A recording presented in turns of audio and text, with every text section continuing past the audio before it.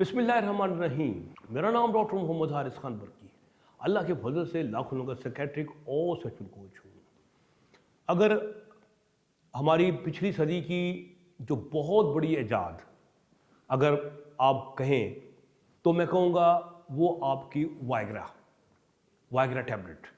ये हमारे पिछली सदी की एक बहुत बड़ी ईजाद थी, 1998 में आई थी। लोग अब पाकिस्तान में भी अब रजिस्टर हो गई हैं, यानी कि तकरीबन 27 साल के बाद। चलें, देर आए दुरुस्त आए। अब लोगों के जहन में कई बातें हैं इनके मतलब। एक लोग जो कंप्लेन करते हैं वो ये कहते हैं कि हम पहले थोड़ी सी क्वार्टर भी खाते थे सियालस जब, तो हमें बड़ा ज़ोरदार इरेक्शन होता था। फिर आहिस्ता आहिस्ता हमारा डोज बढ़ता गया 50, फिर हम पूरी भी खाते हैं, अब हम दो भी खा लेते हैं, हम पे काम नहीं करता है। तो वो कहते हैं क्या इसमें कोई नशा था जिसकी वजह से हमारा ये काम ख़राब हो गया है? तो ये क्यों ख़राब हो गया है? तो ये एक $6 मिलियन क्वेश्चन है कि जनाब वाइग्रा क्या नशे वाली मेडिसिन है? क्या इससे असर जैसे ओपियाइड्स होते हैं या आपकी बेंजोडाइज़ेपिन है जिनका डोज बढ़ाना पड़ता है, क्या ये भी उन्हीं में से कोई मेडिसिन है? तो इसका जवाब मैं आज की वीडियो में दूंगा। पहली बात ये है कि वाइग्रा का इफेक्ट जो है वो अपना मैकेनिज्म अपनी जगह पे वैसे ही जारी रहता है, लेकिन आपकी बॉडी जो है वो आहिस्ता आहिस्ता डीजनरेट करती है। क्यों? क्योंकि पहले आपको इरेक्शन का मसला होता था, आप कोई भाग दौड़ करते थे, कोई वज़न कम करते थे, कोई एक्सरसाइज करते थे, कोई नींद बेहतर करते थे, कोई स्ट्रेस कम करते थे, इरेक्शन बेहतर होता था।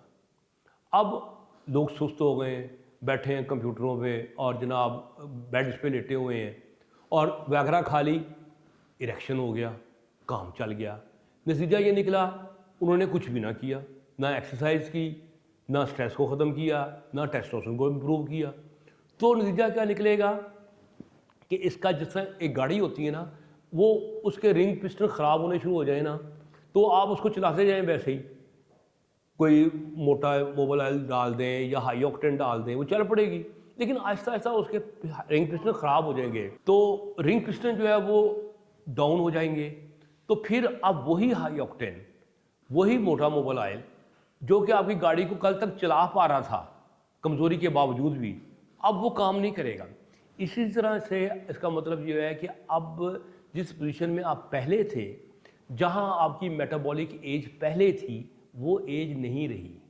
आपकी इंसुलिन रेजिस्टेंस बढ़ गई है, आपके अंदर टेस्टोस्टेरोन लेवल कम हो गया है।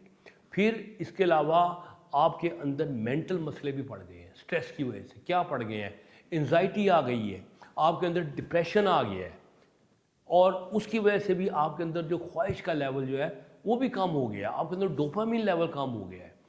अब वाइग्रा जो है ये किसी डोपामिन लेवल पे काम तो नहीं करेगी ना, उसने तो उसी मैकेनिज्म पे काम करना है कि आपकी वेसल्स को खोलना है, लेकिन पीछे जो मशीनरी है जो कि वेसल्स को खोलने में अपना अपना रोल प्ले कर रही है, वो आहिस्ता आहिस्ता ख़राब होती जा रही है, जिसकी वजह से वाइग्रा और सियालिस जो है वो काम करना बंद कर देती हैं या उनकी एफिकेसी में कमी आ जाती है। तो अगर ऐसी कमी आ गई है तो फिर क्या करना है? फिर आपको लाइफस्टाइल चेंज करना है, आपको एक्सरसाइज करनी है, आपको वज़न कम करना है, आपने अपना स्ट्रेस लेवल आपको कम करना है, आप अपने डिप्रेशन को डील करने के लिए किसी साइकियाट्रिस्ट से मिलना है, उसके लिए आपने थेरेपी लेनी है, आपने अपनी नींद को बिल्कुल रेगुलेट करना है, ठीक है। अपने खाने पीने में गोश्त, अंडा, मुर्गी, मछली, अखरोट, बादाम, अदरक, प्याज, लहसुन, कच्ची सब्जियां वो लेनी है, शुगर, कार्बोहाइड्रेट को परहेज़ करना है, तो जाके फिर आपके अंदर रिवर्स आना है। तो फिर वही वाइग्रा जो कल तक काम नहीं कर रहेगी फिर आपके ऊपर काम करना शुरू कर देगी। तो जनाब वाला कसूर वाइग्रा और सियालिस का नहीं है, ये कसूर अपना है, अपने गिरेबान में हमें झांकना पड़ेगा और कुछ ना कुछ थोड़ी तकलीफ़ करनी पड़ेगी अपनी लाइफस्टाइल को चेंज करने के लिए। तो उम्मीद है कि मेरी इस वीडियो से कई गलतफहमियाँ लोगों की दूर हुई होंगी।